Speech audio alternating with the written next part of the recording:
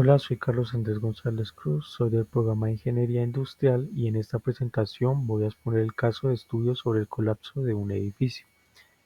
El objetivo es aplicar estas herramientas de estadística para analizar la información que se recopiló. De esta forma buscamos comprender mejor las causas del suceso y plantear conclusiones que ayuden a prevenir casos similares en el futuro. Primer punto.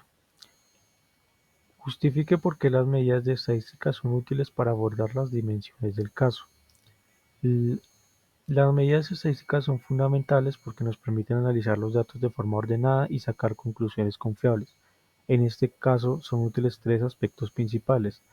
Primero, las medidas de tendencia, como la media y la mediana, que muestran los valores más representativos de los datos. Segundo, las medidas de dispersión, donde se usan medidas como el rango o la desviación estándar para saber qué tan parecidos o diferentes son los valores. Y tercero, las relaciones entre variables que sirven para comprender dos factores, por ejemplo, la profundidad del nivel freático y la resistencia del suelo. Gracias a estas herramientas podemos entender mejor cómo se comportan los datos y qué factores influyen en el problema. Segundo punto, indique la media, mediana y desviación estándar del número de habitantes en la zona afectada durante los últimos 5 años.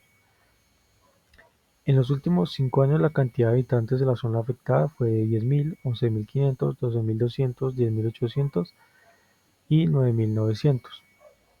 Para calcular la media, se suman los 5 valores y se divide entre 5 obteniendo 10.880 habitantes. La mediana es el valor de central cuando los datos están ordenados y en este caso fue de 10.800. Moda. En este caso no hay moda, por lo que ningún valor se repite. Y la desviación estándar, que indica cuánto varían los datos respecto al promedio, fue de 857,6. En conclusión, la población se mantuvo estable sin grandes cambios durante los años. 3. Medidas de la resistencia del suelo. Los valores de resistencia del suelo fueron 12.5, 14.2, 10.8, 11.9 y 13.6 megapascales.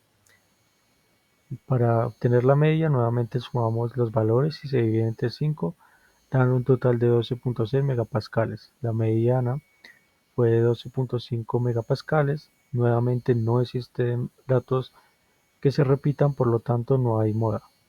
Y la desviación estándar fue de 1,2 megapascales.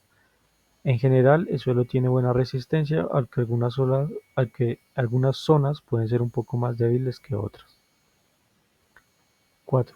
Grafique la distribución de la resistencia a través de un histograma. El histograma muestra cómo se distribuyen los valores de resistencia. Para hacerlo, primero se ordenan los datos y se calcula el rango, que es la diferencia entre el valor mayor y el menor. Luego ese rango se divide en intervalos y se cuenta cuántos datos caen en cada intervalo. En este caso los valores se agrupan entre 11 y 14 megapascales, formando una distribución casi simétrica. Esto significa que la mayoría de los puntos del terreno tienden a tener una resistencia similar sin valores muy extremos. El histograma ayuda a ver de forma rápida el suelo es bastante uniforme en su comportamiento. 5. Analice la relación entre la profundidad del nivel freático y la resistencia del suelo mediante un gráfico de dispersión. Aquí se separa entre dos variables, la profundidad del nivel freático y la resistencia del suelo. El gráfico muestra una tendencia ascendente a mayor profundidad y mayor resistencia. Esto pasa cuando el nivel del agua está muy cerca de la superficie, el suelo se satura y pierde fuerza. 6. Calcule la media, mediana y rango de la magnitud de los terremotos registrados. Las magnitudes registradas fueron de 5.4, 4.8, 6.2 y 5.9 y 4.5. Nuevamente se suman todos los valores y se divide entre 5 obteniendo 5.36.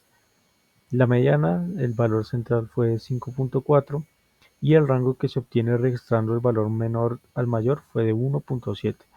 Este resultado muestra que la diferencia entre el sismo más débil y el más fuerte no fue muy grande. En conclusión, los terremotos registrados fueron de magnitud moderada y con variaciones pequeñas entre sí. 7. Analice si existe alguna relación entre la magnitud de los terremotos y el número de réplicas. En conclusión, el análisis estadístico permitió entender mejor los factores que influyeron en el colapso.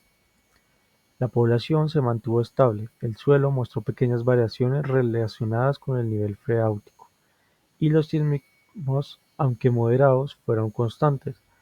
Todo esto demuestra que la estadística es una herramienta esencial en la ingeniería porque permite que los datos prevengan riesgos y tengan una mejor forma de tomar decisiones con base a diferentes evidencias. Muchas gracias por su atención.